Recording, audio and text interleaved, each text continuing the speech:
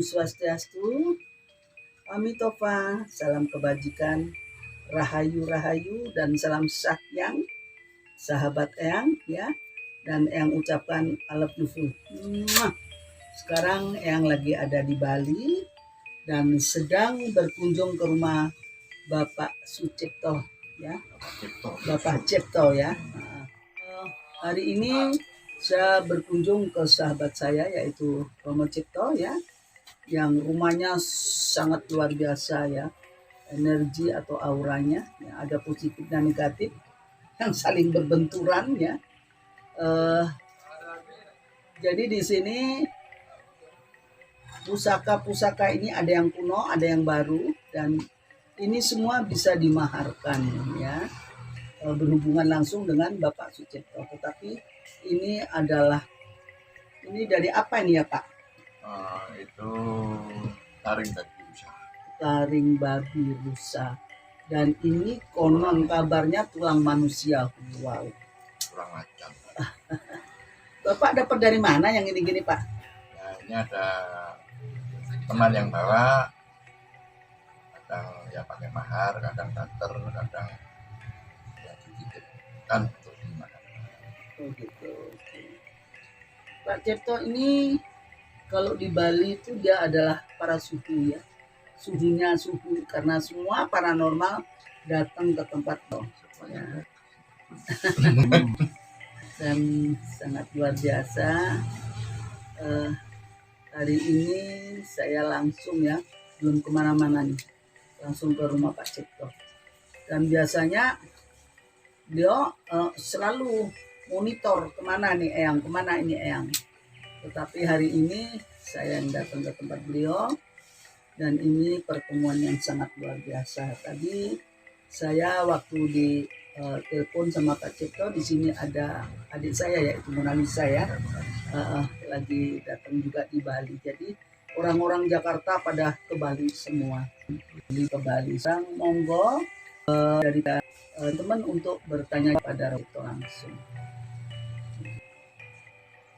Ya, Romo, begitu banyak nih ya barang pusaka tadi yang ada di mahar, ada yang dititip, ada yang diberikan juga mungkin. Nah, dari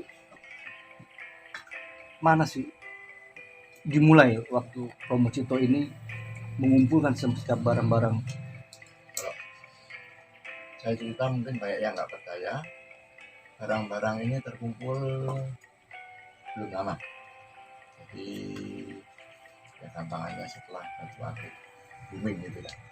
Jadi kalau dihitung, tapi batu akik booming itu udah, gua udah kesini udah seperti ini. ya itu mulai Waktu ada batu Romo akik Dukut, booming itu pameran belum di pameran di Puputan itu tapi udah belum, ada di sini. belum sebanyak ini. Oke, ya, Jadi ya, waktu ya. itu saya masih main batu akik, ya ada beberapa tapi belum sebanyak inilah. Setelah batu akik booming itu nggak tahu bagaimana ceritanya, barang-barang ini kok Berdatangan sendiri ya. berdatangan sendiri. Ya maksudnya bukan berdatangan tanpa ada yang membawa ya, kalau itu bohong kalau gitu namanya. Jadi ada teman bawa ke sini untuk dimaharkan, ada yang untuk dibarterkan, ada yang dititipkan. Jadi ya kurang lebih 10 tahun lah barang-barang ini terkumpul ya. Dari 1, 2, 3 terus bertambah ya. Ya. Nah, setiap benda pusaka ini kan memiliki kekuatan magis nih, kodam. Nah, pengamatan dari Romo sendiri, yang mana yang paling mengandung unsur energi yang paling kuat? Kalau semua barang apapun ya, entah batu, entah pusaka, entah bambu, kayu, semua, kalau saya ngomong kodam itu konotasinya antar pribadi ya, konsumsi pribadi lah. Saya ngomong energi ya. Jadi semua benda mempunyai energi. Nah, energi tadi akan timbul, akan kuat kalau kita yakin dengan energi yang ada di barang itu. Contoh seperti pusaka lah, pusaka yang energinya sangat kuat. tapi jatuh ke tangan orang yang tidak yakin, ya seperti istilahnya gampangnya kita ngomong tamu bule lah, mereka kan mengagumi pusaka itu kan karena keinginannya. Jadi benda itu jadinya menjadi seperti aksesoris. Nah, sebaliknya batu misalnya batu kali lah, yang kita lihat tidak ada apa-apanya ya. Tapi karena kita mendapatkan barang itu ada sejarahnya atau diberi oleh seorang guru atau seorang yang kita yakini mempunyai kemampuan lebih dan yakin bahwa benda itu tadi mempunyai energi yang kuat, jadilah benda yang kelihatannya tidak berharga tadi energinya menjadi kuat. Jadi itu ada sinkronisasi antara energi yang ada di benda itu dan sugesti kita. Seperti itu, Pak. Ya. Ya, dari sifat kelangkaannya sendiri. Ya, kalau masalah kelangkaan itu banyak, mau diambil dari mana ya? Kalau dari bambu juga banyak bambu langka, kayu langka juga banyak. Benda pusaka itu kan nilai ini waktu ya, waktu. Jadi benda pusaka pada zaman Mojopahit, zaman Mataram, zaman ini kan itu harus kita pelajari. Dan sekarang yang mau kita ambil langkah-langkah barang apa itu ya. Kalau bambu langka juga banyak, bambu langka seperti bulu perindu, amit itu bisa yang di atas itu, yang pojok ya itu dah. Nah, ini ya angkat aja nggak apa-apa. Ya, ini yang dikatakan bulu perindu, tapi ini yang biasanya kualitasnya yang bagus ya, jadi dia udah membentuk selendang ya. Kalau bulu perindu yang biasa saja kan seperti ini cuma kecil. Nah, ini bulu seperti rambut nih. Tapi ini rambutnya akan menggumpal menjadi seperti selendang. Nah, ini masuk langka. Oh, umumnya kita tahu bulu perindu itu sejenis kayak Bulu perindu itu konotasinya kan untuk daya tarik ya. Iya. Nah, tergantung kita untuk ya, kalau biasanya yang pemuda yang belum punya pacar untuk menggait lawan jenis itu juga bisa. Untuk pelaris juga bisa. Ini numbuh di bambu atau di dalam bambu? Di dalam bambu. Dia adanya dalam bambu. Di dalam bambu. Ya. Bulu itu kan bambu. Bulu itu bambu. Ya. Jadi kalau bulu perindu yang biasa dijual yang bisa bergerak sendiri itu sebetulnya rumput ya. Itu rumput, itu bukan rumput, tanaman. Yang saya tahu bulu perindu Nah, ya yang ketika jalan, ditanam yang juga, goyang. yang bisa goyang itu rumput Iya, itu. itu rumput. Itu kembali ke keyakinan kita ya. Kalau benda tadi itu kita yakin bahwa benda itu mempunyai energi yang kuat, jadilah benda itu suatu. Ya, para netizen mengenai sekarang ini tempatnya Romo Cipto banyak sekali mustika atau pusaka ya. Anda semua kepingin tahu, silakan bertanya. Mumpung ada pakarnya, ya. Seperti ini juga ada benda yang cukup unik. Ini bisa disebut mustika kelapa.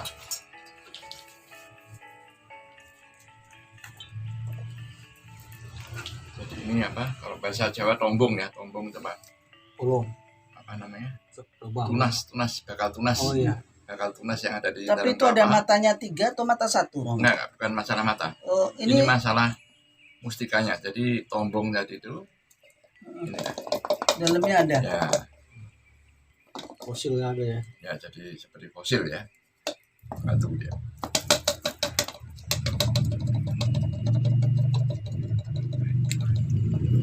Jadi kalau masalah penggunaan ya kembali ke kita ya.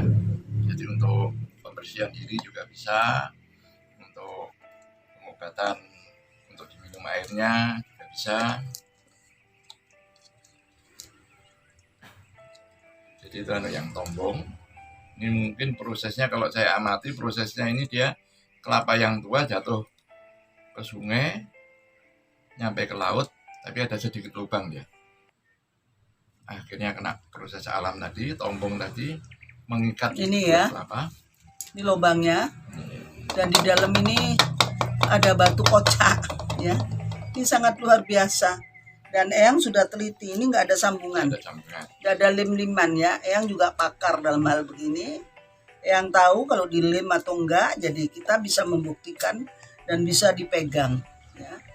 Jadi untuk pembuktian ini betul-betul mustika ya, mustika kelapa ya, yang ada sama Romo Cipto ini jarang yang punya. Biasanya mustika kelapa itu ada yang bermata 3, ini ada mata, ini yang dicari orang yang jatuh sendiri ya. Ini matanya 3. Ada juga yang matanya 1.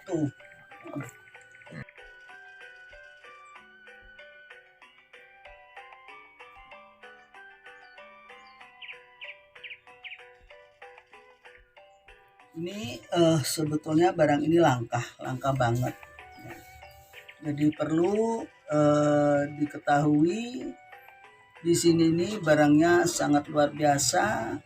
Ya dikatakan antik-antik, mengandung kodam iya ya, dan sangat luar biasa.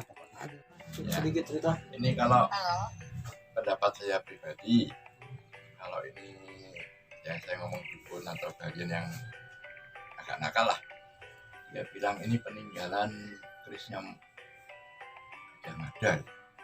Jadi kalau saya pribadi pendapat kan pasti ada pro dan kontra lah. Ya. Kalau pendapat saya pribadi ini bukan keris untuk perang. Well, itu kan juga mempengaruhi ya tingkat spiritual masing-masing orang, ini kan Ya. tingkatnya masing-masing. Walaupun itu orang itu biasa saja ya, tidak memiliki, tidak bisa. Kita Itu jangan ada, mengukur ya, kita jangan mengukur orang ini biasa-biasa kelihatannya sangar, belum tentu berilmu. Pernah belajar Tapi atau apa ada itu kan orang juga. diam tetapi ilmunya segunung juga banyak banget gitu. Jadi kita mengukur orang itu jangan dari kulitnya, tapi dalemannya. Kalau masuk ke tempat-tempat begini dia pusing apa-apa energinya, berarti jelek banget ya. Jelek banget gitu. Jadi di sini untuk pengetesan daripada badan raga sebetulnya. Jadi kalau badan raga kalian semua masuk dalam ruangan ini pusing, terus gerah, terus apa, itu tanda-tanda ada maksud tertentu. Energi negatif. Tadi kan saya sini masuk ini mual nih. Saya mual. Ya karena panca indera saya ngomong. Jadi kalau kita punya panca indera, kita melihat sesuatu yang aneh, tidak bisa lihat, ada reaksi. Nah itu kenapa? Nah, itu Tidak bisa terima. karena panca indera melihat, nah, nggak tahu proses panca Energi itu bukan masuk ke panca otak. indera. Asalnya kan dari panca indera dulu ya, melihat dulu ya. Jadi melihat benda, rasa takut atau seneng atau apa itu kan pertama dari pandangan mata dulu. Nah, setelah itu proses otak, energi yang bermain. Jadi ada rasa mual, ada yang kesini kata yang ngantuk, ada yang bingung. Nah itu kan masing-masing ya, nggak bisa kita jabarkan ya. Itu sesuatu hal yang positif ya. Ya, Enggak juga. Gini, kalau maaf ya, Ya. ini Eyang berbicara. Si Jess tadi masuk dalam keadaan mual. Mual itu nanti nyaris dengan pusing. Berarti badan ragamu tuh belum kuat untuk masuk ke dalam ruangan ini, ya. tabrakan lah. Ya, bersinggungan dia, gitu. Ada sebuah energi di dalam saya menolak. Ya, menolak, Seperti itu ya. menolak, berbenturan. Tapi setelah nanti dengan duduk kita ngobrol, pasti ada kan pelan-pelan surut. Romo ini kan segini banyak benda pusaka barang yang memiliki sumber energi ya, yang tidak kita bisa lihat secara langsung. Nah ini dari semua barang yang ada di sini ada saling berbenturan. Ya itu banyak pertanyaan seperti itu ya. Tapi kalau saya pribadi, saya ya berusaha untuk menetralkan lah. Bukan saya satu ya, kembali ke mindset kita ya, pikiran kita ya. Kalau pikiran kita masih bisa dipengaruhi oleh benda-benda ini tadi, kita akan bingung.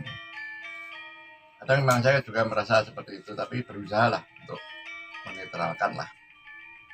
Jadi kita jangan menuhankan benda. Jadi kalau bisa kita memanfaatkan benda yang ada tadi supaya bermanfaat, supaya berguna. Biasa orang ada yang mendewakan. Nah itu kalau di muslimnya kan jadi musyrik, syirik itu kan mendewakan suatu benda ya. Jadi benda-benda semua ini mempunyai energi, tapi cuma sebagai sarana Gimana saja. Nur? Banyak apa Sarana passion? Banyak jawab. Pengobatan, untuk Mungkin penjaga Ya. diri. konsultasi aja. Itu kita Yang manfaatkan benda itu, aktif-aktif. jangan kita dimanfaatkan oleh benda itu. Yang aktif. Konsultasi datangnya ke WA. Pada saat berbenturan itu apa yang dirasa Romo? Macam-macam, tidak semua orang sama. Tadi seperti sama masjid ya, malah ada yang bingung dia, "Aduh, panas ya." Kalau panas di luar dulu lah, nanti setelah agak dingin masuk lagi lah. Nanti setelah berapa kali mulai ada kolaborasi istilahnya ya, mulai ada penyesuaian. Ada yang nah itu kalau kita tanya ukurannya kok bisa begitu, kenapa lah? Nah. Susah ini menjawabnya. Kalau ngantuk ya kerasan. Mau mual tadi kayak saya. Enggak Ya itu kerasan. tadi ada energi yang Benturan. berbenturan. Enggak Tapi menerima. sekarang masih mual nggak? Ya udah berkurang. Nah, pasti lah. Setelah duduk, tenang, penyesuaian lah istilahnya. Nah, dari Romonya sendiri apa yang dirasa Romo? Kalau dari yang datang kan Terima kasih. ada yang mual, ada yang pusing. Nah, saya Kalau tidak- Romo enggak, tidak- netral tidak- aja. tidak- Gift-nya dong. Saya tidak mau menjudge orang ini begini enggak ya, kamu rasain sendiri. Dia ada kasih gift.